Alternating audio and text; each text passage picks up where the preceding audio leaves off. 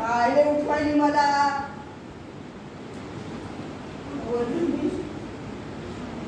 माझ्या स्वप्नात काळी माया काळी माय काय म्हणली काळी माय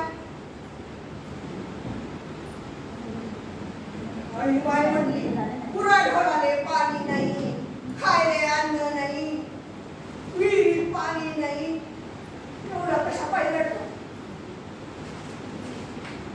सकू बराबर कहाण अवधनी काळी माय काय म्हटली ते तर ऐका आधी एवढ्या निधड्या छातीचे तुम्ही शिवबाच्या काळात किल्ले लढले खिंडी लढल्या स्वराच्या पायी रगत सांडलं जीव नाही दिला आता एवढा जीव सस्ता झालाय का तुमचा वा तो जीव झाडाने टांगायला निघाले नाही सकू म्हणजे काळी मायचे हाल मला बघवत नाही ग अवधनी काळी माय काय म्हणती ते तर ऐका हे शेत तुम्हाला दिसतंय ना हे काही 2-4 वर्षात तयार नाही झालं आधीच्या किती पिढ्या खपल्या मेल्या नाही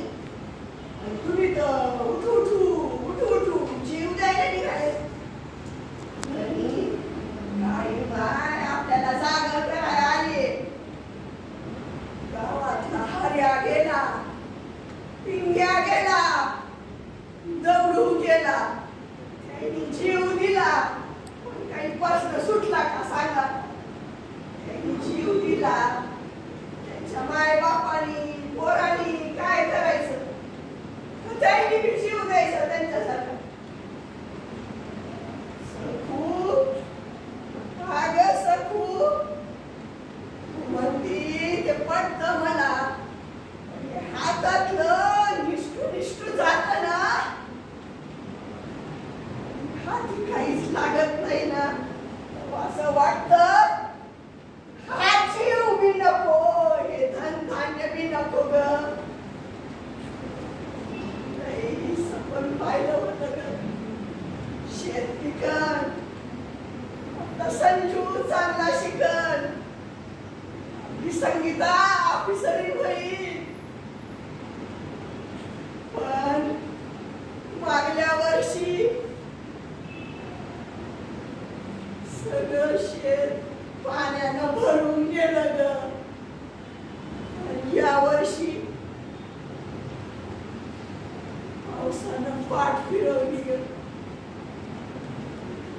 अवधनी कोणी असल न नसल पण आपली काळी माय आपल्या बरोबर आहे सरकार साथ देईल न देईल मदत करल न करल पण काळी माय आपल्या बरोबर आहे म्हणून तो स्वप्नात आली बघा आता बघा एक दिवस आपल्याला निसर्ग साथ देईल पाऊस पडल धनधान्य पिकल आज तुम्ही एक शेतकरी राजा म्हणून मिळवाल बघा तरी एक दिवस मिळवाल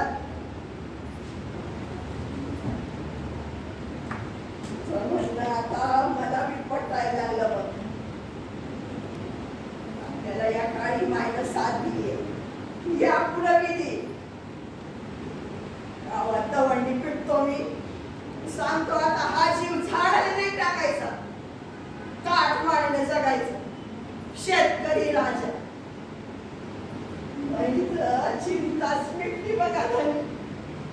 आपली काळी माय आली स्वप्नात आणि चिंता मिटली रातोरात आता